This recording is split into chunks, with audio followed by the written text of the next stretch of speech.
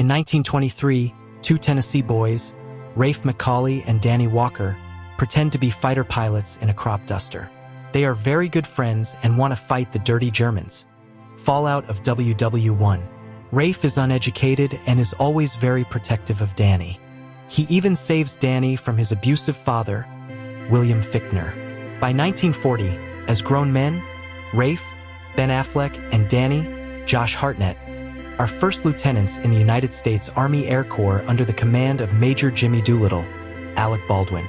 Doolittle doesn't like that Danny and Rafe goof around in a $45,000 airplane. But he admires Rafe for the way he inspires the men and offers him the option of going to Europe and serving in the war. Doolittle cannot order Rafe as the U.S. is not at war, so Rafe volunteers. Rafe meets Navy nurse Evelyn Johnson, Kate Beckinsale, during his physical examination, where she overlooks his dyslexia after he passionately pleads his case. Vowing to become the best pilot in the U.S., instantly drawn to each other, they soon begin dating and fall deeply in love. For weeks later, Rafe and Evelyn share a romantic evening, dancing at a nightclub before taking a thrilling ride through New York Harbor in a borrowed police boat. However, their happiness is cut short when Rafe reveals he has volunteered for the Eagle Squadron and will be leaving for England the next day.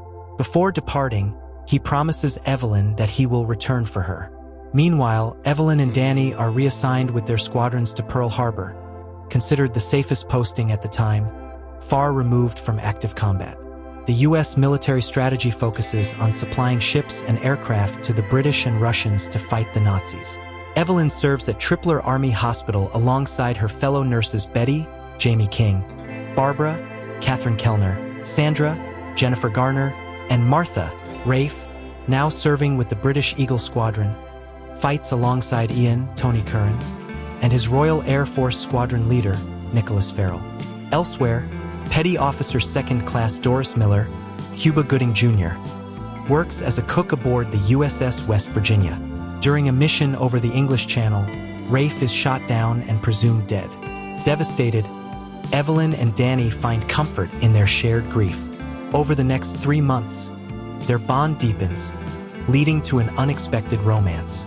Eventually, their connection grows stronger, and they become intimately involved. Meanwhile, Japan prepares for a decisive strike against the U.S. Pacific Fleet, targeting Pearl Harbor as the most strategic location for their attack.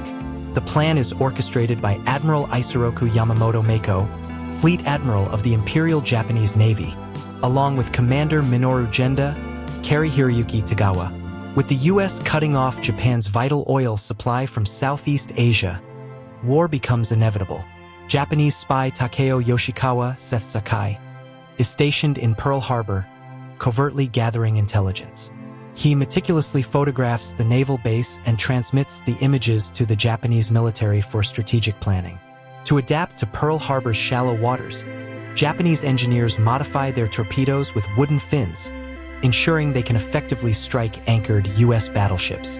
Meanwhile, U.S. naval intelligence, led by Captain Harold Thurman, Dan Aykroyd, monitors Japanese espionage activities. By November 29th, the exact location of Japan's carrier strike force remains unknown, but Thurman strongly suspects they are headed toward Pearl Harbor. However, Admiral Chester W. Nimitz, Graham Beckel, refuses to mobilize the Pacific Fleet without concrete evidence. On December 5th, U.S. intelligence intercepts a suspicious communication from Tokyo to a Japanese dentist in Pearl Harbor, inquiring about weather conditions and the location of U.S. aircraft carriers, an ominous sign of the impending attack. On the night of December 6, 1941, Rafe unexpectedly returns, having survived the crash and been stranded in occupied France in the interval. He quickly realizes that Evelyn and Danny are now together. Feeling hurt and betrayed, the two friends soon get into a fight at the local hula bar. When military police arrive, they flee the scene to avoid being put in the brig and fall asleep in Danny's car. The next morning, on December 7th, they are interrupted by the Japanese attack on Pearl Harbor by Zero fighters, Val dive bombers, and Kate torpedo bombers. The radar station at Pearl picks up the incoming planes but mistakes it for a scheduled flight of the B-17s coming from the mainland. Just before the attack, Tokyo messages their embassy in Washington to destroy all decoding machines and destroy secret documents, signaling imminent war. The surprise Japanese air raid sinks the battleships USS Arizona, USS Oklahoma, and many other ships. The bombers also take out the main airfields protecting the harbor.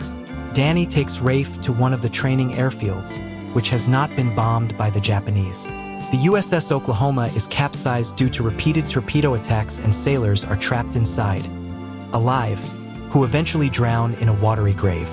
Back at the hospital, Evelyn helps tend to the dozens of wounded who come in and must help decide who can and cannot be saved. Evelyn saves the life of Major Jackson, Leland Orser, a USAC officer. Meanwhile, Rafe and Danny are the only two who manage to get airborne and shoot down 7 Japanese aircraft with P-40s using their reckless tactics, including an old game of theirs called Chicken. The Japanese call off the third wave of their attack as they do not have the element of surprise. The two men then go to the hospital, where Evelyn takes blood from them for the hundreds of injured soldiers, and later aid in trying to rescue the many men still in the harbor. In the aftermath, the survivors attend a memorial service for the fallen victims after the U.S. declaration of war on Japan. Over 3,000 American lives were lost in the attack. The next day, President Franklin D. Roosevelt, John Voight, delivers his Day of Infamy speech to the nation and requests that the U.S. Congress declare a state of war with the Empire of Japan. Rafe and Danny are both promoted to captain, awarded the Silver Star, and assigned to now Colonel Doolittle for a dangerous and top-secret mission. The mission was authorized by Roosevelt to strike at the heart of Japan. President Franklin D. Roosevelt wants to send a message that the Japanese homeland is not immune from bombing. The U.S. has long-range bombers, but no place to launch them from. The admirals are reluctant to assign the carriers, as without the carriers there is no protection against invasion. It is a submarine commander who comes up with the idea to bomb Japan using the carriers and the long-range bombers.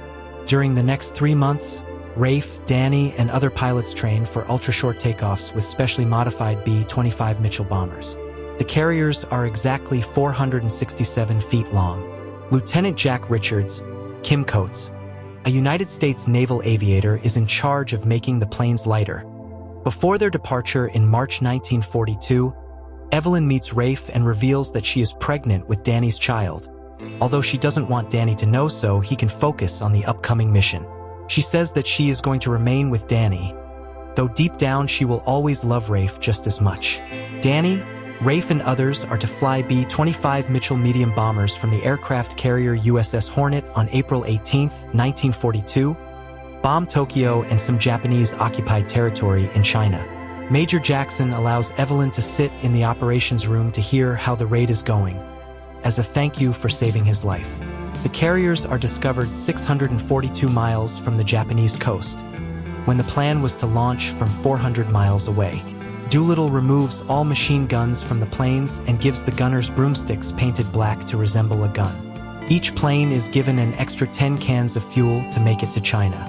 The two men succeed in their bombing but crash land into a rice field in China when their bombers run out fuel and are captured by the Japanese, who run towards the crash site.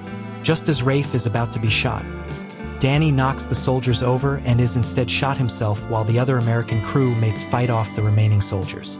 Rafe holds a dying Danny in his arms, telling him he can't die because he's going to be a father.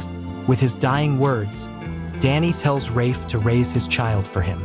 The film ends a few years later with Rafe and Evelyn, who are together again, and their son, Danny, biologically Danny's son, back at the farm in Tennessee visiting Danny Walker's grave. Rafe then takes his son flying, and the two fly off into the sunset in the old biplane.